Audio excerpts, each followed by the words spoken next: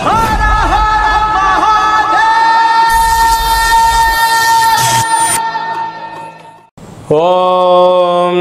నమః శివాయ. ఓం నమో నారాయణాయ. కర్మ నివారణ నరదృష్టి నివారణ కాళభైరవాయ నమో నమః. ఓం కాళకాలాయ విద్మహే కాళాతీతాయ ధీమహి తన్నో నరదృష్టి నివారణ కాళభైరవ ప్రచోదయాత్. హరి ఓం. మా ఛానల్కి స్వాగతం. చూస్తున్న వీక్షకులకు ప్రేక్షకులకు ప్రియ కాల భైరవ బంధువులకి స్వాగతం పలుకుతూ మమ్మల్ని ఎంతగానో ఆదరిస్తూ ఉండబడినటువంటి ప్రియ సోదర సోదరీమణులకు సనాతన ధర్మ సంరక్షకులకు జ్యోతిష్య అభిమానులకు అందరికీ కూడా జ్యేష్ఠమాస అమావాస్య సందర్భంగా ఆ మహాదేవుడి యొక్క ఆశీస్సులు కాలాన్ని శాసింపజేసే శక్తి కాలభైరవుడికి ఉంటుంది కనుక అందరికీ విద్యార్థులకు మంచి విద్య, ఉద్యోగస్తులకు ఉద్యోగము, వ్యాపారస్తులకు జనాకర్షణ, సంపూర్ణమైన వారు ఎవరైతే ఏ వృత్తులు అయితే చేస్తుంటారో అన్ని వృత్తులలో విజయం సాధించాలని కోరుకుంటూ మనసారా కాళభైరవ స్వామి వారిని కోరుకుంటూ ఆశీర్వచనం. 16/6/2025 నుండి 30/6/2025 వరకు పుట్టినటువంటి వారందరికీ కూడా ముందస్తుగా జన్మదిన శుభాకాంక్షలు. గతంలో వివాహం చేసుకున్న వారికి వివాహ వార్షికోత్సవ శుభాకాంక్షలు. ద్వాదశ రాశుల్లో గ్రహ గమనాన్ని ఒకసారి వీక్షింపచేద్దాం. మేషరాశిలో శుక్ర భగవానుడు సంచార స్థితి, మిథున రాశిలో త్రిగ్రహ కూటమి సంచార స్థితి, రవి బుధులు కలిసి ఉండడం వల్ల బుధాదిత్య రాజయోగము, రవి గురువులు కలిసి ఉండడం వల్ల విపరీతమైనటువంటి ఐశ్వర్య యోగము. సింహరాశిలో కుజ భగవానుడు కేతు భగవానుడు, కుంభరాశిలో రాహు భగవానుడు, మీనరాశిలో శని భగవానుడు. ద్వాదశ రాశుల్లో గ్రహ గమనాలు ఈ విధంగా ఉన్నాయి. ధనుసు రాశి వారికి జ్యేష్ఠమాస బహుళాష్టమి అమావాస్య తిథి అందున ఎలాంటి విధి విధానాన్ని పాటించడం వలన జాతక చక్రంలో ఉండబడినటువంటి అర్ధాష్టమ శని దోషం తొలగించుకొని ఐశ్వర్యం ఎలా పొందాలో ఈ వీడియోలో సవివరంగా సంపూర్ణంగా తెలుసుకుందాం. ధనుసు రాశిలో ఏ నక్షత్రాలు వస్తానగా మూలా నక్షత్రంలోని 4 పాదాలు, పూర్వాషాఢ నక్షత్రం 4 పాదాలు, ఉత్తరాషాఢ నక్షత్రంలోని 1 పాదం కలిపితే ధనుసు రాశి. రాశాధిపతి దేవగురు బృహస్పతి.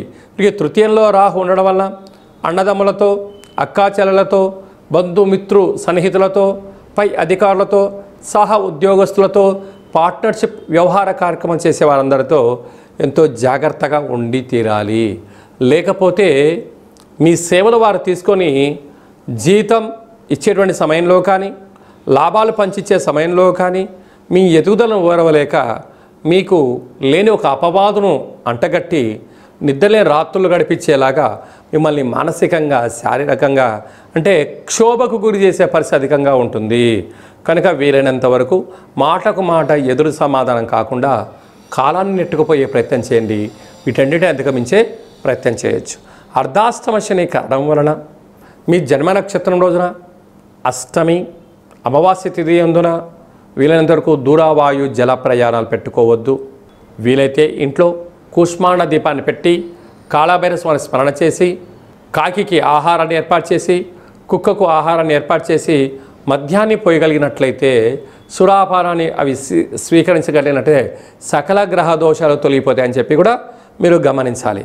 అలాగనే పంచమ స్థానంలో శుక్ర భగవానుడు ఉండడం వలన వివాహ ప్రయత్నాలు కలిసి రావడం, వివాహమైన వారికి సంతాన యోగము, పిల్లల యొక్క చదువులు, వస్త్రాలు, బంగారు ఆభరణాలు, షేర్లు, క్రయ విక్రయాలు ఆనందాన్ని, ఐశ్వర్యాన్ని మీకు సొంతం చేయబోతాయి. సప్తమంలో ఆత్మకారకుడు రవి, బుద్ధికారకుడు బుధుడు, స్వక్షత్రకారకుడు దేవగురు బృహస్పతి కూడా అక్కడే ఉండడం వలన ప్రేమికుల మధ్య సయోధ్య అవసరం, భార్యాభర్తల మధ్య అన్యోన్యత అవసరం. పార్ట్నర్షిప్ వ్యవహార కార్యక్రమాలలో ఓపిక పట్టుదల ఉండడం వలన మీరు ప్రమోషన్స్, రాజయోగము, రాజసన్మానము, ఐశ్వర్యము మీ యొక్క సొంతం కాబోతుంది. అదే కాకుండా భాగ్యస్థానంలో కూడా కుజుడు ఉండడం వలన ఇదొక యోగం. భార్య చేత భర్త, భర్త చేత భార్య మాటకు మాట ఎదురు సమాధానం కాకుండా గౌరవాన్ని ఇచ్చిపుచ్చుకోండి. ఐశ్వర్యానికి, ఆనందానికి దగ్గరగా ఉండండి. అద్భుతమైన జీవితాన్ని పొందే మానవ ప్రయత్నం చేయండి. కనుక ఇలాంటి కాల సమయంలో కాళభైరవ స్వామి స్మరణ, ధ్యానము ధనుసు రాశి వారికి మనశ్శాంతిని, తృప్తిని, ఆరోగ్యాన్ని ప్రసాదిస్తుందని చెప్పి కూడా మీరు గమనించాలి. జూన్ మాసంలో ద్వితీయార్థంలో ముఖ్యమైనటువంటి పండుగల గురించి క్లుప్తంగా, సవివరంగా, సంపూర్ణంగా తెలుసుకుందాం.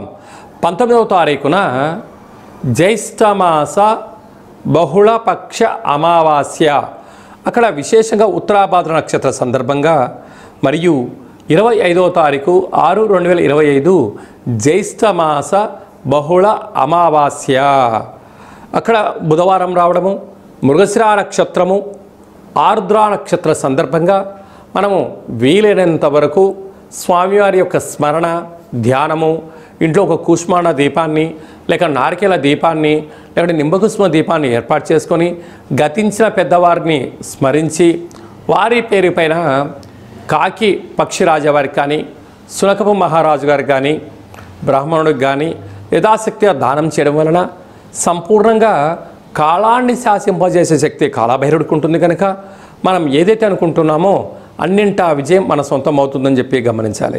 అలాగే కుదరలేనటువంటి వారందరూ ఈ కింది నెంబర్ సంప్రదించినట్లయితే మీ గోత్రనామాలతో కాళభైరవ స్వామి యొక్క పూజ, అభిషేకము, హోమము, అలాగా కూష్మాండ దీపాన్ని ఏర్పాటు చేయించి మీకు వీడియో కాల్లో కూడా చూపించడం జరుగుతుందని చెప్పి కూడా గమనించాలి. ఇంకనూ మనం విజయం సాధించగలగాలి అన్నట్లయితే ఈ యొక్క పాత్ర కంచు పాత్ర అంటారు. అంటే ఈ పాత్రలో విశేషమైనటువంటి యంత్రాలను అచ్చు వేయడం జరిగింది. ఈ పాత్రను మనం ఇంట్లో పెట్టుకొని ప్రతిరోజు ఉదయం కానీ, సాయం పూట కానీ ఇలా శబ్దం చేయడం వల్ల ఓంకార శబ్దం రావడం జరుగుతుంది.